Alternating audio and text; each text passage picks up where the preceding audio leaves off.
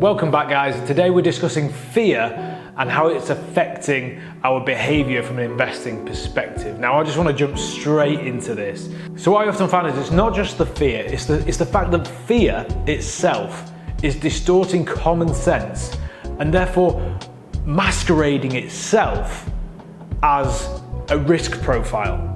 So what I mean by that is that people are operating from fear. It's confusing and distorting what is actual pretty linear, commonsensical numbers followed. And then when they have that explained to themselves, they say, well, you know, that's my risk profile. It's like, we can probably tell you this pretty black and white, and I'm going to explain it right now.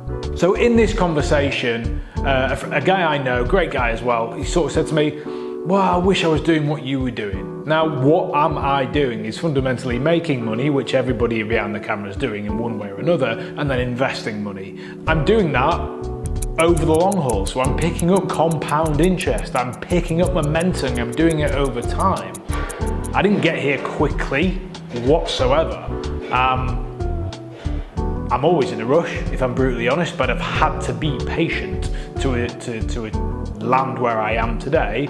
And in essence, I'm still being patient to be where I want to be in another 8 years' time. However, this chap says, oh, you know, we need to be doing what you're doing, really. I said, well, okay, it's pretty simple. You know, you make money, you invest money. I know you've got a good job, bud, so can you not cap your cost of living, get some cash here? And he said, oh, mate, to be honest with you, I could get 100 grand out of our mortgage. And we could start with that. I said, that's fantastic. I never started with that sort of privilege. That sounds like a great opportunity to get going. Now let's look at the facts and figures here.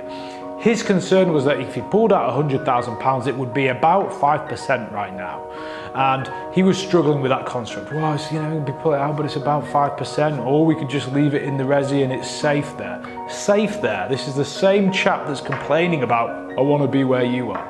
Now, I said to him, I understand that, Mr. Beep, but what you could do with that is take that £100,000, split it into two 50 grand chunks, invest that money, 50 here, 50 there, at a 10% ROI. Now, we could do that for you all day long with the Northern Property Partners MPP group in our businesses. Or you could go find somewhere else to do it. That's not the point.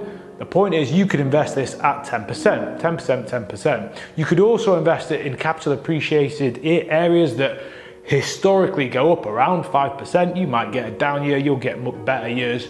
Historically, over time, you will get compounded 5%.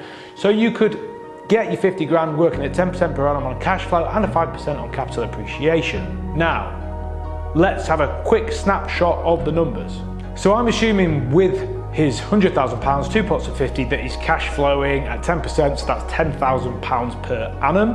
But I'm also assuming that he's bought two 140 grand properties. Obviously, you can see with 50 grand, that's quite low, so it leaves space in there for stamp duty, fees, etc. Maybe even small refurbs. That's fine, but he's capital appreciating on the 2 times £140,000 properties, which you will see at 5% gives you £14,000. So he's increasing his wealth, which is kind of what he was getting at with me, at £24,000 a year. £10,000 that he could cash out now and £14,000 in his net worth column that he can hold long term. Now, if we look at that over 5 years even, that's £120,000 without compounded capital appreciation, which would be a real factor here, but it's 120 grand. There you go, happy days. So when I explained all this and said, well, here you go, you know, this is what you could do, 10% on here, 5% on there, mate, you're better off, you're wealthier, that's it.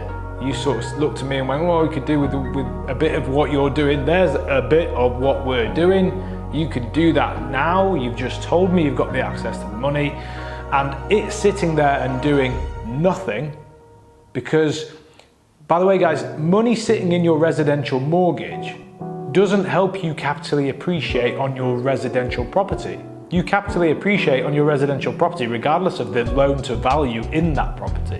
So he's not really gaining much there whatsoever. So I'm going to go with his way, literally zero. My way, simple, not rocket science, not kind of creative, not lease optioning this and developing that, just simple, basic, but really good investing. He is £10,000 a year better off, and he's 14 grand capitally appreciated per year. You know, over 5 years, it's £120,000 net worth, better off wealth. He wanted to be wealthy. He wants to generate choice and wealth and everything else that we can do through property. So let's go right back to the beginning.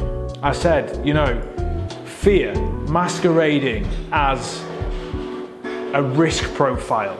It's not risky. How do you see the risk? One line, you make 24 grand a year in an insured and tangible asset that's kind of safe as houses. The other line, you sit there and do nothing and complain. Now, my risk profile must be all over the place because I see that as pretty common sense.